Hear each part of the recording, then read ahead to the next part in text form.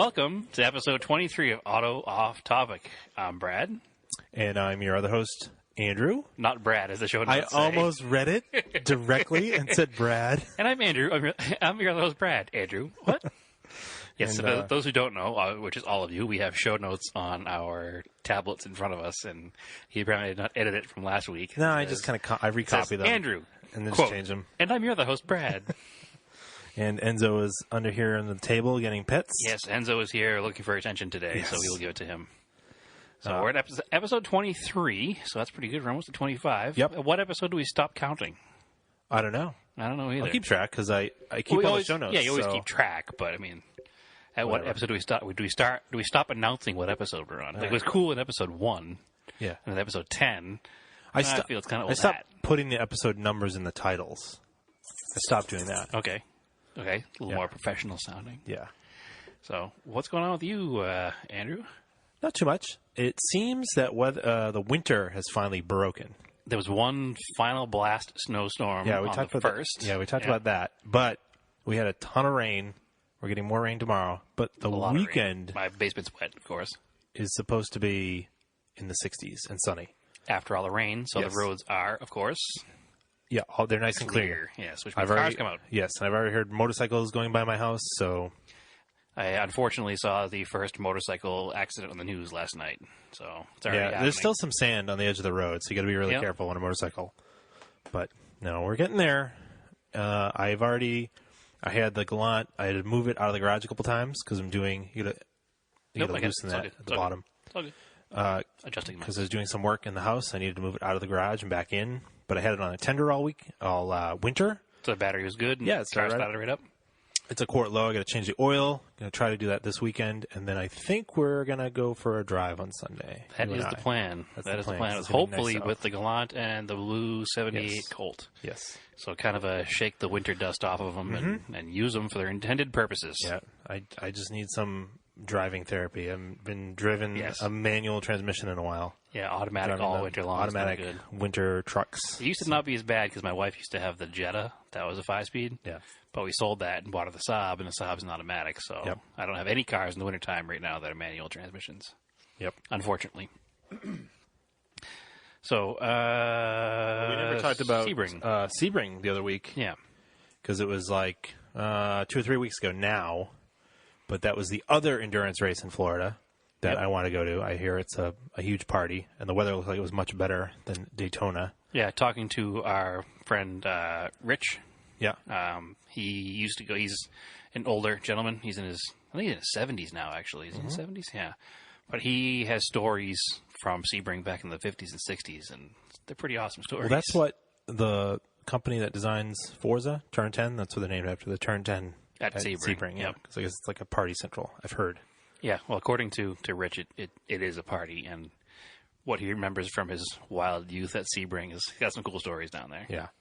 But that was a cool race. That was, again, this year, apparently, they've gotten a lot of the balance of performance correct. Yeah, there's a lot of racing going on. There's a lot of racing. I mean, during the middle of the race, I mean, when Fox shows it. Which they showed most of this one. They showed everything. The first 2 hours, I think they didn't show. So it was 12 hours. They showed 10. So the final 10, which I guess, I mean, you final can't 10. really complain about that. Yeah. I thought they were showing the whole thing because I turned it on 2 hours into it. And I was like, oh, man, it's on to the end. Sweet. Uninterrupted coverage. Didn't realize that I had already missed the first 2 hours that weren't even shown. So Well, it was better that I had to listen to the radio broadcast at work, so Yeah. I didn't even get to watch it. But, sorry to hear that. But the I didn't watch broadcast the is whole pretty thing. I mean, I had family stuff going on. I was in and out. Yeah.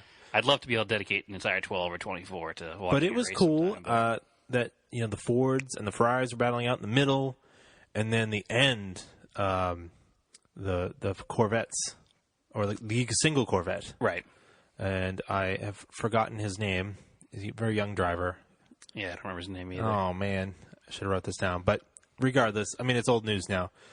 He had a really good drive, and I cannot remember the name of the Porsche driver either. He had a hell of a charge, and then he had that flat and had to come in. I mean, it would have been like a hell of a showdown, but It would have been a great finish. It was still a great finish. It was. Still, the drama was greater than the racing at the end of it, but still, it was very entertaining to watch. and the Wayne Taylor Racing back-to-back wins. Yep. And then I'm excited because now this weekend, the Saturday afternoon, actually, they are going to be in Long Beach. That's another race I'd love to go to. That's a fun one to watch, too, because that's a street race. Yeah. Which street races are awesome. But I'd love to go there Should have had one in because Boston, but people suck. yeah, I'd love to go there because I want to see the drifting that's there. The street race drifting? Well, They street do course? Formula D. Yeah. I'm part of the course because I there's no Formula D events in the Northeast. There's not one in New Jersey? Well, I think it maybe goes as far as New Jersey, but Okay. nothing up. Nothing like New Hampshire. yeah. Yeah. I mean, the New Hampshire stuff is just kind of local Club Loose North. Which is still fun to watch. It's fun to watch, but what was really impressive was when Ryan Turek showed up and they let them drift part of the NHMS Oval. Mm-hmm. Because, you're like, oh, drifting, whatever. It's just kind of like people, fucking around in Playing cars. around in their cars, yeah. And it's kind of like going to a skate park and watching people mess around, try to do skate tricks and Yeah, stuff. when Ryan Turek shows up, it's like Tony Hawk showing up and being Yeah. like, "Oh, that's how it's supposed to be done." Yeah, because when he starts in turn 4 and then initiates the drift in the middle of the front straight at 100, 100 plus, and then drifts through turn 1, I was like, oh, that is actually very impressive. This is why people are way into this. Yeah, like that was pretty cool. Yeah, I've never seen I've never even been to the Club Loose North events. I haven't seen any drifting other than unsolicited, They're fun. illegal nighttime in the rain back roads of Boston drifting. But Oh, I've they're never real seen fun. any legitimate drifting events. So I'd like to go to one. Maybe we should even go to New Jersey one day. I mean, it's a day trip or 2-day trip, as we learned once. Oh, definitely. And we know people down there. Yeah, it shouldn't be an Georgetown, issue. yeah. Yep. Be real cool. The other thing, so I thought we might talk about summer events that we're thinking about. Jumping right into that. Yeah. Well, I don't know. I don't have anything else to go on. So the Imports of Carlisle, I think that's probably one of the first events. That's usually like my big dust off event in the springtime. Like everything is getting prepared, ready for Carlisle. So this year we're doing things a little different at Carlisle too, Yep. because we're actually going to have a booth there. A Vine booth. Vintage Imports of New England. Not booth. an auto Well, off-topic it's booth. going to be both. Oh, okay. So, and I think it'd be kind of cool. We're not going to record a podcast there or anything, but I'm going to. why not? Well, maybe we will. Who knows? But I'm going to promote the show down there. I mean, that's captive audience of thousands of people. So Yep. we'll get some flyers printed out, maybe some stickers or something in the next couple of months. Yeah, it's your target audience. Absolutely our target audience. So if anybody has never been to the Import and Kit Car Nationals And you live on the East Coast, and you live on the East Coast, definitely go. it's probably the biggest show of like-minded people. Like if you listen to this podcast and you're into the same kind of stuff we're into, you're going to have a good time. It's typically like the largest gathering of like Volvos. Like that's where they have their main meetup. The Volvo Club of America and the Saab Club Yeah. and the Opel Club. Yeah. So if you're into all have their big national, and Audi's got a big gathering too, but they all have like big national events if there. you're into Swedish metal. So there is tons, yes, not of the musical kind. There are tons and tons and tons of Volvos, Saabs, and Opels, which Opels, to me, are amazing because they're all old, and I love old things. Yep. Mostly old. There's some weird imported ones that show up too, but yeah, they're probably...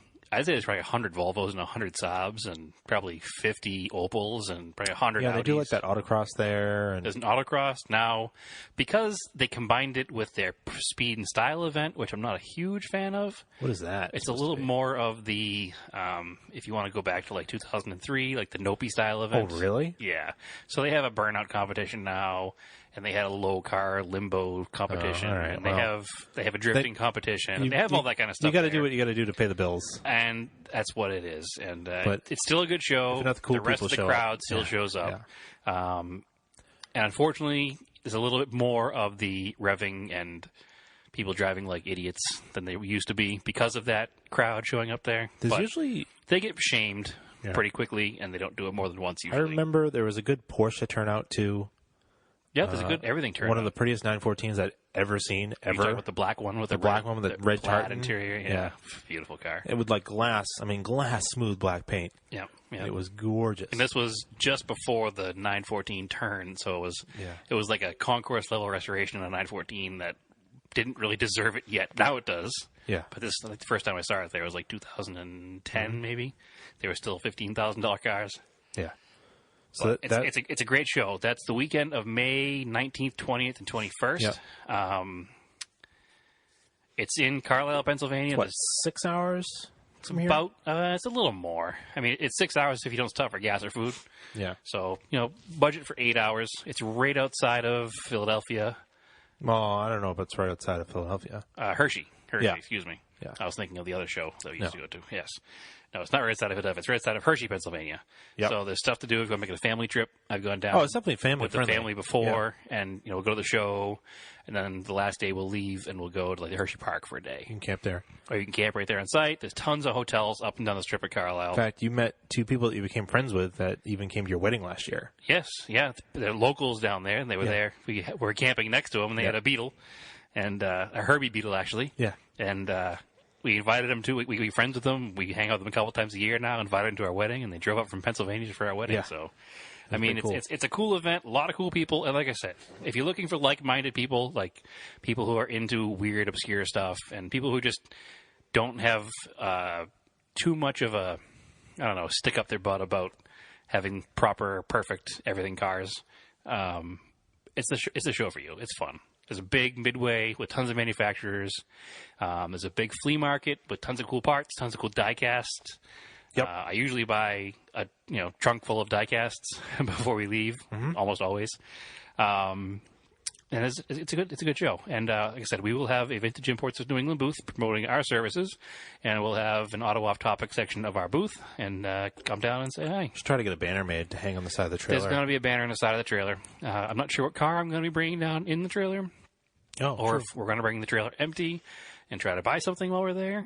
It all depends on how much money we have and what's been sold and what's still sitting around. So Yeah. I would like to bring a car because I have a bring a car drive. and put it for sale. A combination of the two, yes. There you There's some rules. I can't have a booth with a car for sale. It's not a project car. Okay. It has to be like considered parts. But can you roll the car over to the car corral? Don't they have a for sale car They corral? have a car corral, but I'd pay for that as well. So All right. we'll see what happens. I can kind of skirt the issue by just promoting the business and giving people links to the website. And That's true. The car that's there will happen to be on the website. I can't put a for sale sign on it, I don't think. But Yep. it'll be fun nonetheless. You could always bring some model kits if you want to sell them. I thought about that, bring some model kits and some old die casts, but I was like, but that's not the business. No. And I think it would take away from the Yeah. promotion of the business. So I had that thought, but I'm not going to do it. So the other event that is after that I went to last year, I didn't go to the year before, kind of been every other, is Susquehannock Trail Pro Rally, so STPR. Yeah, better known as STPR. And yeah. that's in Wellsboro, Pennsylvania. So again, about 6 hours. Pennsylvania's like the hot spot of the Northeast car shows, I think, car events, I should say. And then, that's in usually, believe it's like late May, early June. Because we are the most prepared podcast of all time, we didn't actually get the dates of all these things, but I'm looking them up right now. General Rally News on STPR's website, which is stpr.org. Sorry, it's going to be a little dry this week of the show because we're just talking about kind of giving the Northeast event schedule like a touch of it, like things that we're going to do, and just kind of to give you an idea of what's out there in There this is area. stuff. Yeah. Everybody says, "Hey, you got to be in California. You got to be in California. You got to go where the cars are." But you don't. There's stuff here.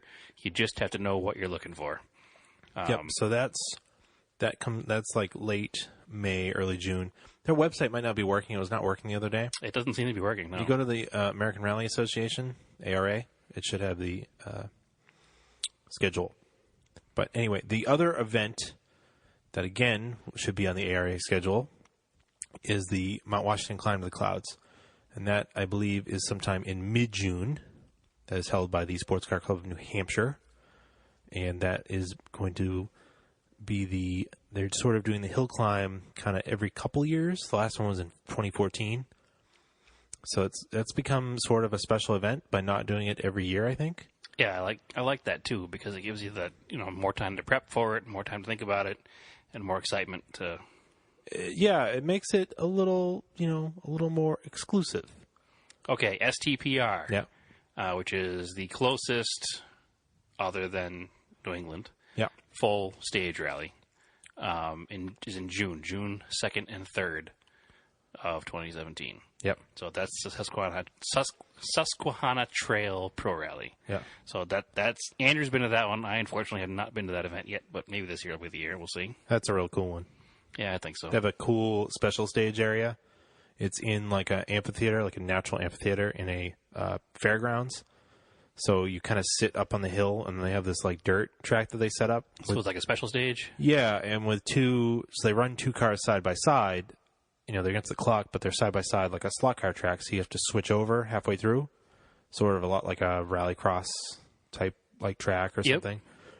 More like a rally sprint, but 2 cars at a time? Yeah, well, a rallycross. Okay. Like a European rallycross. Oh, okay. I was going to say rallycross around here. No.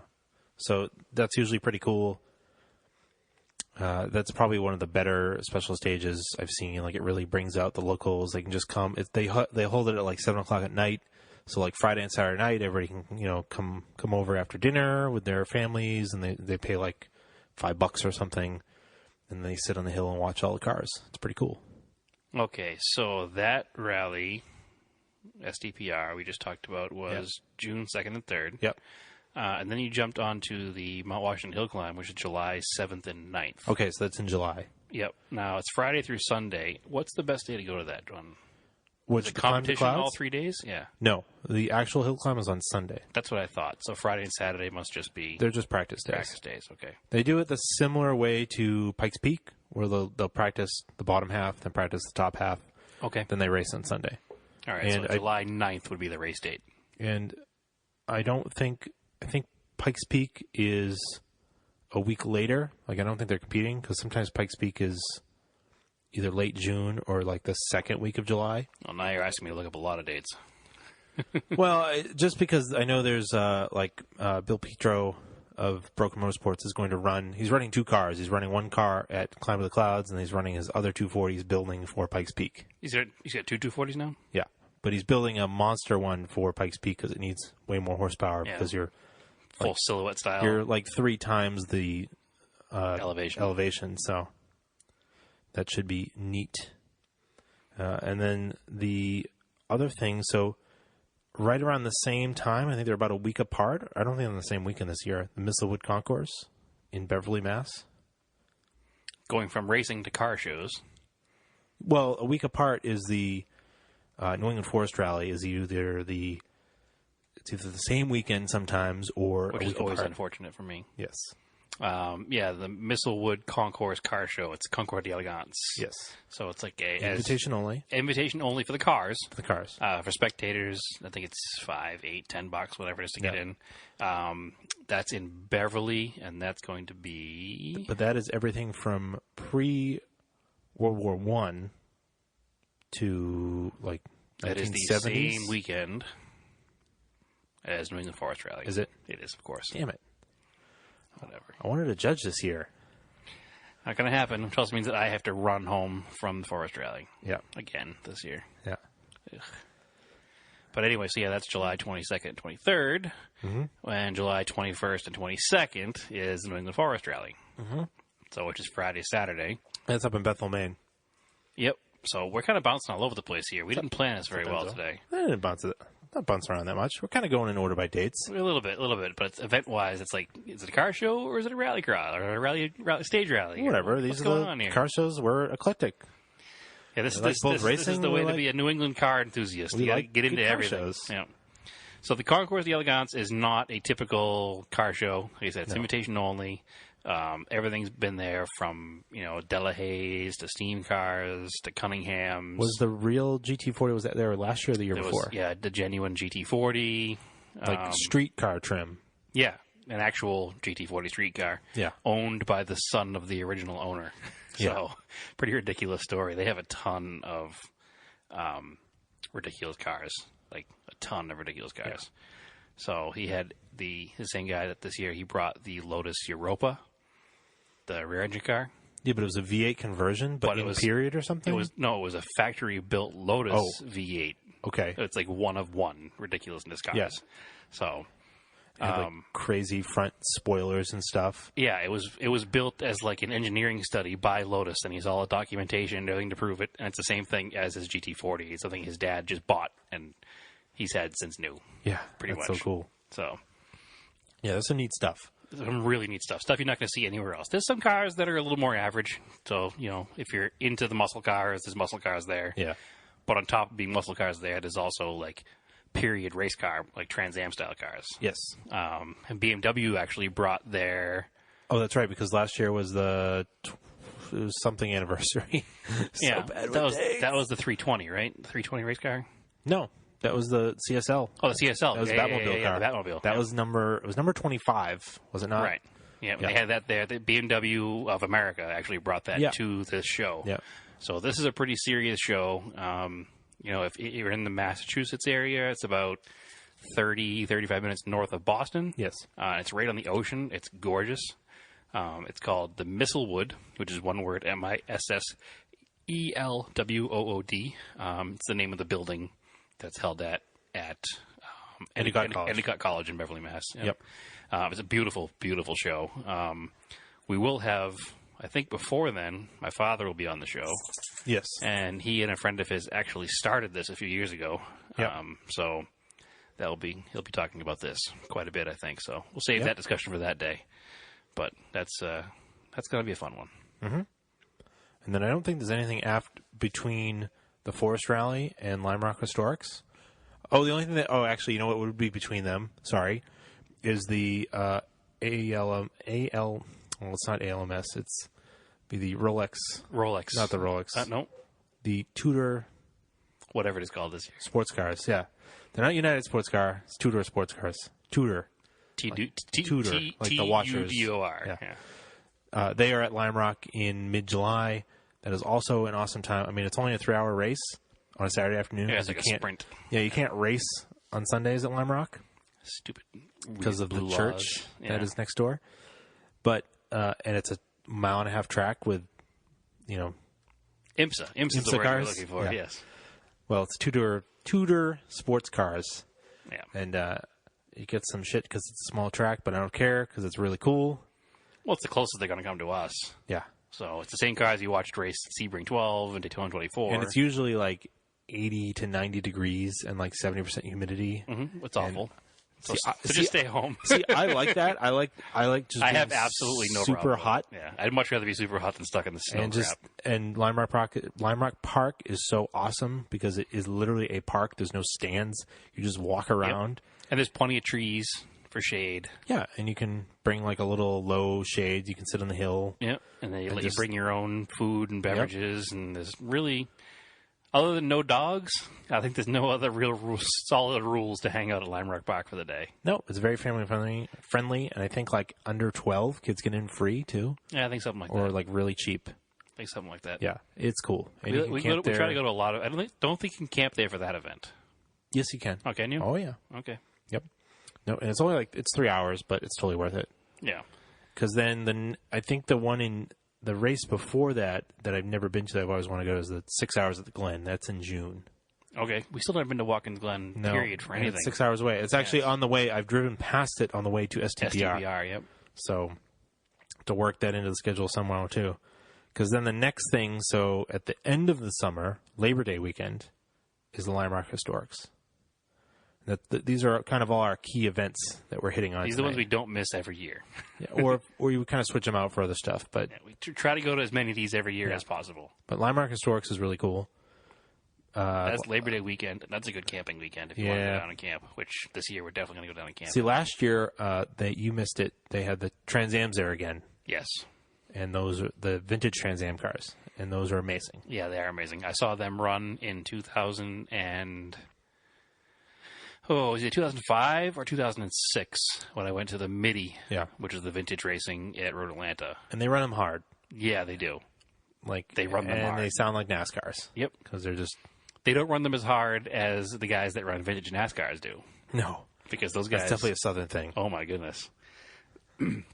I don't recommend watching a vintage NASCAR race if you're impatient. Because it's, and not to be offensive, but it's the good old boys that always wanted to be NASCAR drivers will buy a used, 80s cup car, and they go run them around, whatever track it is. Where I saw them was Road Atlanta. I would do the same. I call them good old boys, but I would fit right in with that crowd. I'd drive that car all day long. But they don't have the, seat time or, I don't want to say skill. I'll say it's seat time. And there winds up being a lot of yellow flag. Yep. So I would not recommend going to watch vintage NASCARs unless you're super patient and don't mind watching them go around slow. Nope. What else was there? There's like the pre-war cars. That's pretty cool. Watch them. The historics? Yeah. Yeah. It gives... I've never been a fan of pre-war cars just because they're kind of so unknown to me and so different to me until I watched them To see them at speed. driven in anger. Oh, that's the other thing. I've seen the Shelby 2000 GT. Also a year that I missed. Wasn't last year, yep. I was wandering the paddock, just taking some pictures, and I turned around, and there was a Toyota 2000 GT. And I was like, sweet, that's amazing. And then I looked beyond it, and the Shelby car was sitting. So Which is ridiculous. there's a company in Maine that owns like 3 of them and owns the They own Shelby the car. Shelby car, yeah. The blue one or the red one? The blue The one, blue one, that yeah. you've seen pictures of probably recently. It was like at Amelia. It's at a couple It other goes places. to everything, yeah. Yeah. But anyway, they were running it on the track at speed. Not super hard, but it was running at speed. So that was pretty It must cool have to see that. sounded It did amazing. sound amazing. On that event weekend, because it's Lime Rock and they have that rule to charge, they can't race on Sunday. They have a Concord Elegance there Yes. on Sundays as well. A Sunday of that weekend, which I have done one year. Yep. Because nothing else is going And they on. line the track with all the cars. The entire perimeter of the track, pretty much, is covered with cars, and they go by the concourses in the main street, Yep. where all the concourse level cars are, and then all the back section with all the turns and everything is lined up by car clubs. So you go to the first corner, it'll all be vintage BMWs, and you go to Mercedes, and then Audi, and then Porsche, and then whatever else going down Yep. the road. So that's a pretty sweet event. Mm-hmm. If you like statically parked cars, which we do like that too. Yeah, but if they're really, really nice cars that you don't see all the time, then yeah. Yeah, it's totally worth exactly. it. So that's the meat of the car events that we do. Yeah. I mean, there's other stuff, and we'll be promoting it as time goes along, as it's coming up.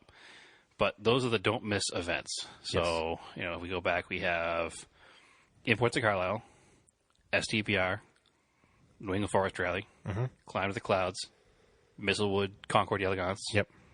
Lime Rock Historics. Yes. That's pretty much the general meat and potatoes of everything. Yep.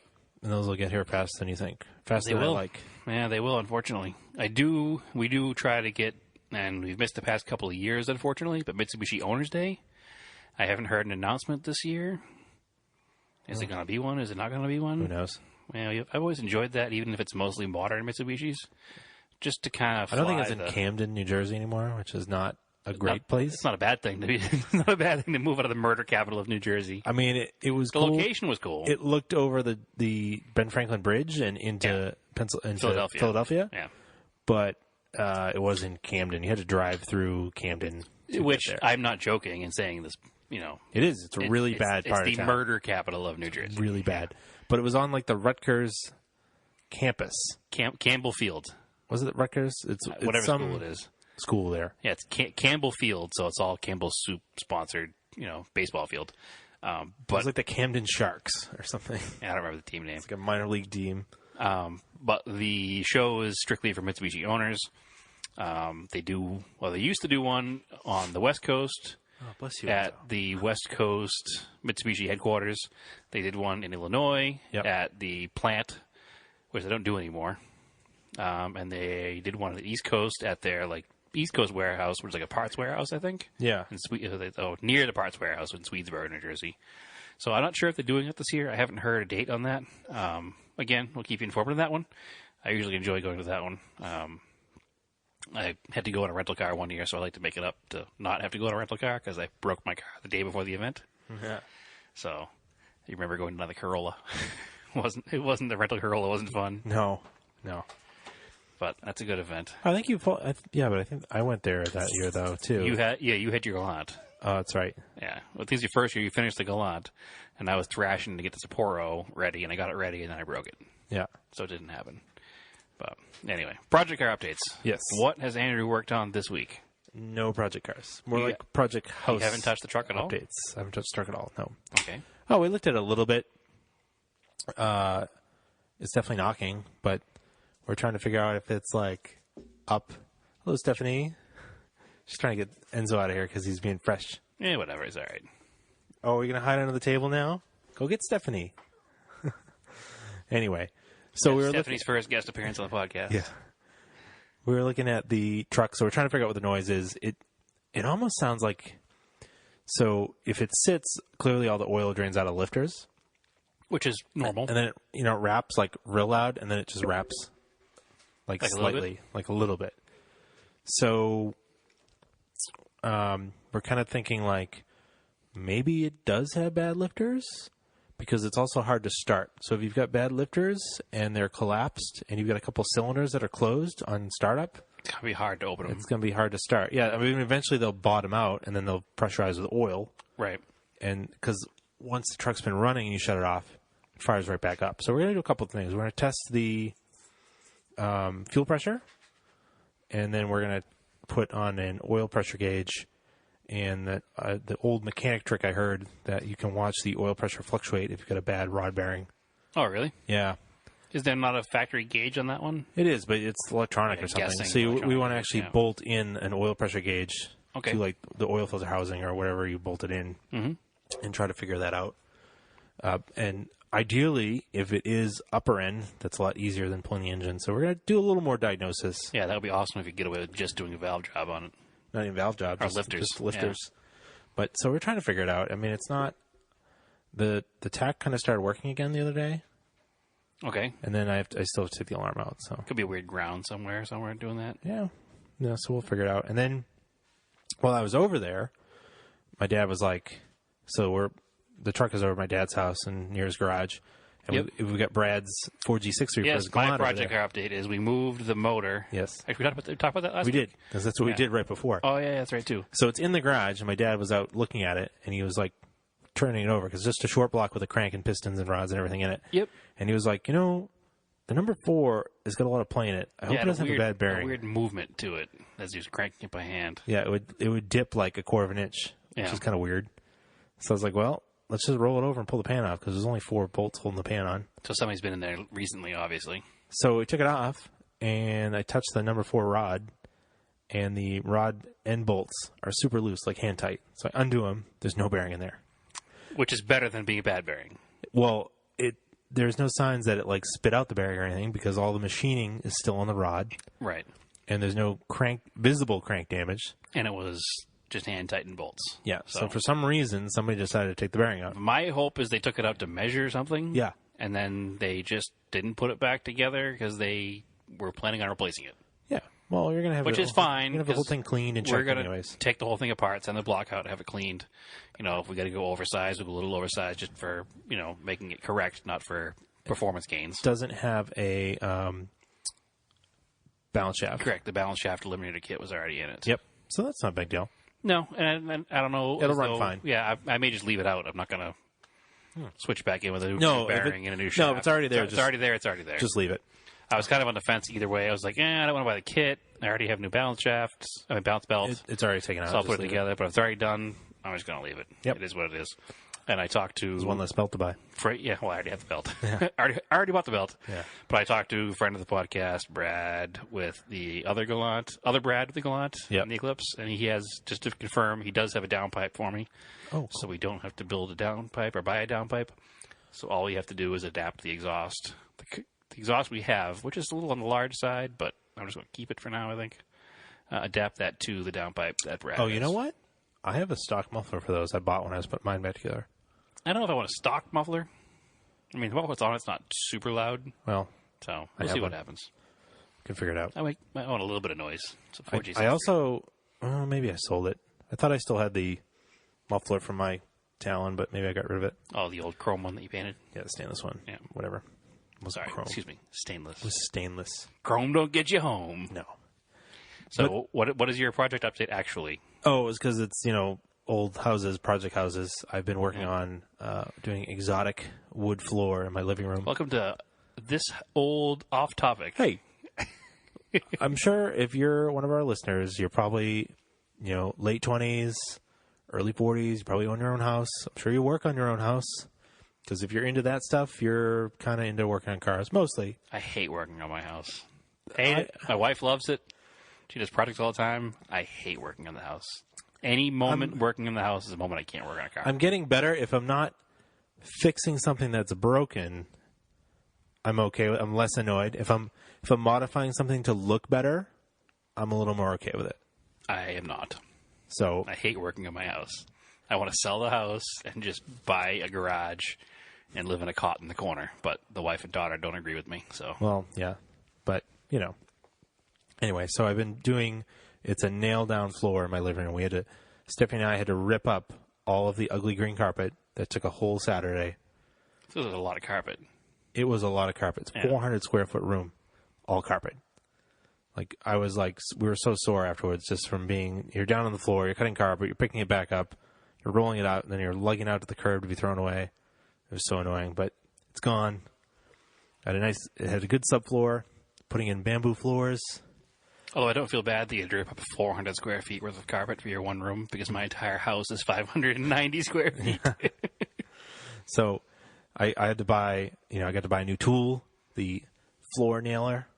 Yeah, it's actually pretty cool. Yeah, it's kind of neat. It's air impact, and then you hit it with a hammer, and it like nails the tongue and groove in. So once you get that first row lined up, the rest of it's gone pretty good. I've only done like 3 rows because it's like a 25-foot row, but each time you do it, but whatever. It's coming along. I'll work on it this weekend. I'll have the endurance race on while I'm working on it Saturday. Actually, yeah, it's a bamboo wood. Yeah, it's pre-finished. So it's real hard, too. Yeah, it's like so they take the strands of bamboo because it's renewable because bamboo grows so fast. Yep. And they kind of like grind them all up and they mash them together with like urethane or whatever the hell they use, epoxy. So it's like plywood made out of bamboo. Yeah, but it looks fancier. It looks way nicer. It looks like a board. It looks like a cut stained board. It doesn't look like. Yeah, it's got this dark stain. It's patinaed. It's antique. Which Java. I like for a flooring because the flooring is going to get damaged anyway. Yeah, so. the other samples, the ones that were like a perfect finish, just didn't look as nice, I thought. I didn't like them as much. It kind of reminds me if you go to like a historic house that has the old pine floors, they're really wide boards. Yeah. It kind of looks like that. And then if it does manage to get scratched, you can cover up because there's already scratches from the factory. Yeah, it's got marks in it already. Yeah. So you don't, and it shouldn't get scratched because it's super hard. It's super hard. As you learned with your first air gun nailer. Yeah, it's like super hard to nail. You have to like pre-drill it and like hand dry finish nails in it. When you start that first row, you have to blind nail it because you can't get the floor nailer in there because of the clearance. But anyway, you could do probably a whole podcast on like home improvements. I'm sure there are, but I'm sure there are many of them. I'm sure there's this whole house podcast. When it works and when you're doing it, it is satisfying. Like I did a couple of rows before you got over here, and I was like, that's pretty cool. Like it's not satisfying for me. I would much when it comes to home improvements. We say this all the time with cars, and I don't like paying somebody to work on my car. Yeah.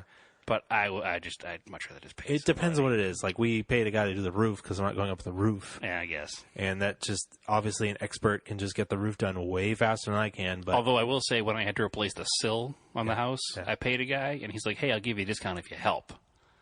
And I was like, "I'm down with that." All right. So I got a pretty good discount for helping him, and I learned a lot doing it. Yeah.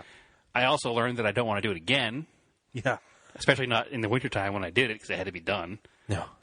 But that was not as bad as trying to do it from scratch myself, I think. The only other thing with finish work, like doing the floor, because it's my floor, I'm taking my time with it and just making sure it's done like as best as possible because I have to look at it. Exactly. Like, I'm not just slapping it down. Like anything that you screw up, you'll stare at every day when you walk in the room. But I know that is there. But somebody you might pay might just slap it down in like a day. Right. And the same thing, though, if somebody slaps it down for you in a day, you might not notice the little error that he knows he made. Yeah, maybe. So, I don't know, whatever. It's not like working on a car where if you do it wrong, the wheel falls off on the way home. So I guess.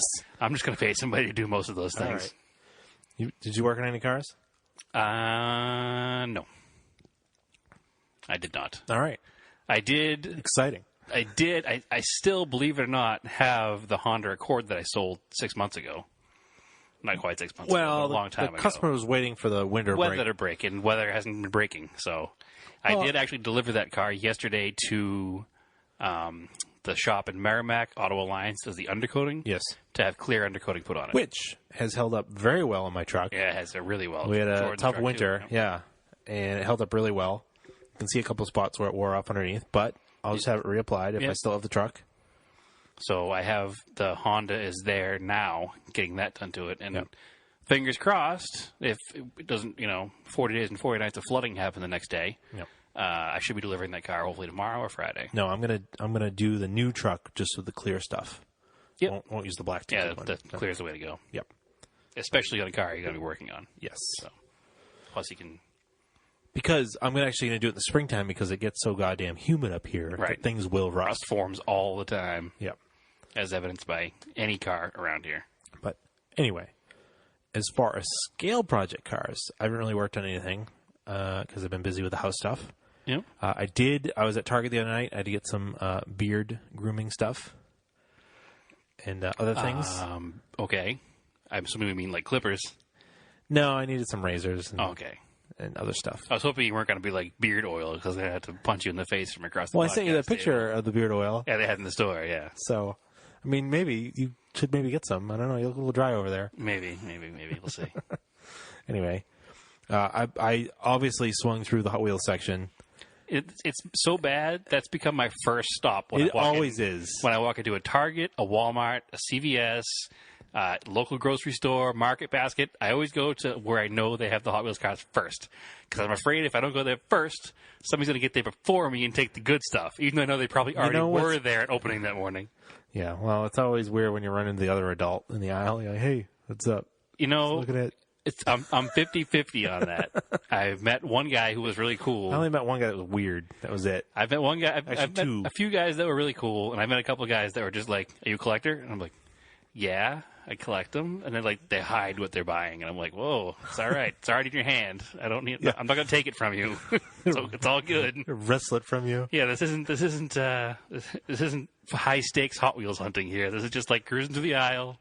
If anything's there, I'll buy it. If not, I'm not going to go nuts. But anyway, I found the Hot Wheels, the Redline Racer, the 68 Corvette. So it's that casting, the convertible It's top. the convertible, like SCCA style. Yeah, but it's just Redline tires, and it's like yellow and black. Oh, I haven't seen that one yet. It was pretty cool looking. I got it upstairs. I'll show it to you I'll have to check afterwards. it out with you. So, I have been working on.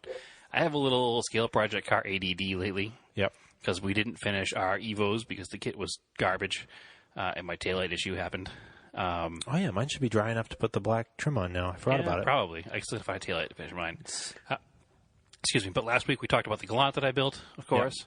And I went off of Mitsubishi this week. Ooh. Yeah. I'm working on two kits. One is a 1/32nd scale Mazda Carol, Okay. which is their little 360cc K-Class car from the 60s. Mm-hmm. Four-door rear engine. Cute little car. And I broke out from the basement an old AMT dune buggy kit Oh. because I've been obsessing over Baja Beetles and dune buggies lately. So figured I should build one to kind of get the obsession out of my brain. So, and plus, when we were at the model car show week before, we saw that kit of the Baja Beetle, and I was like, I have a dune buggy. I'm going to build that. So, Oh, yeah, I forgot to tell you. There's it's deep in my Instagram feed, but there's, on the route I walk the dog in the neighborhood here, there's a house that has a blue Baja Beetle that moves around, so somebody drives it. I've it's never not seen for it. sale. I've never seen it being driven, but it gets used, obviously. yeah, which is good. Yep. I'll have to keep an eye out for it. Yeah, it's like a baby blue, like Does it sky have the blue. inboard headlights or headlights still on the fenders? I think they're in the fenders. I think. Okay, because I'm not going to buy a Baja Beetle unless it's a true Baja Beetle kit with the headlights moved inboard Oh, maybe they're inboard. to the center panel there. I don't know. Which I is don't a remember terrible that. idea for visibility, but an awesome idea for looks. Yeah. Well, anyway, So, yeah, that's it for Scale Project Car Updates. I think that's it for a podcast. Yeah, this is not a listener question week, so we got no listener questions. No, real light week. Keep it short for you guys. Again, thanks for listening. I want to thank our listener, Frank Eck. Is he pronounce his Yes, name? I'm assuming. Yep. He's been promoting sharing it all over Facebook, which is great. Yeah, we appreciate that Yeah. more than he even realizes. Yes. And I tried to get together with him when I was picking up a car in Florida a couple months ago. Couldn't make it happen. Next time I'm down there, I'm going to try harder to make it happen because I appreciate everything you're doing for us, Frank. And I'll take you out for dinner and a beer somewhere. Yep. So, as always, you can follow us on Auto Off Topic podcast on Facebook, Auto Off Topic on Instagram. You can follow me, Race and Anger, on Instagram. You can email us, autoofftopic@gmail.com. 50-50 chance of Andrew even checking. No, I keep checking, and All nobody right, all emails right, me, all so I'm lonely. Email me. I'll be waiting silently. But as always, the podcast is sponsored by Vintage Imports of New England, Vine for short, vintageimportsne.com, and find us at Vintage Imports of New England. Search it on Facebook, Instagram, and that's just it. Contact me there at Vintage Imports Brad at vintageimportsne.com. Yes. And then my personal Instagram, as always, is the TSISS350. Yes. And if you heard my story last week about shipping my Montero, you should, and you don't want to have a nightmare shipping story, you should definitely. Yes. It will Contact cost Brad. a little bit more It because will. I have an enclosed vehicle and I have to go 2 ways to get your car. But I guarantee it will arrive safe and sound and as clean as the day I picked it up. Yes. If not cleaner, because I'm crazy. So, thanks for listening, and keep your cars analog.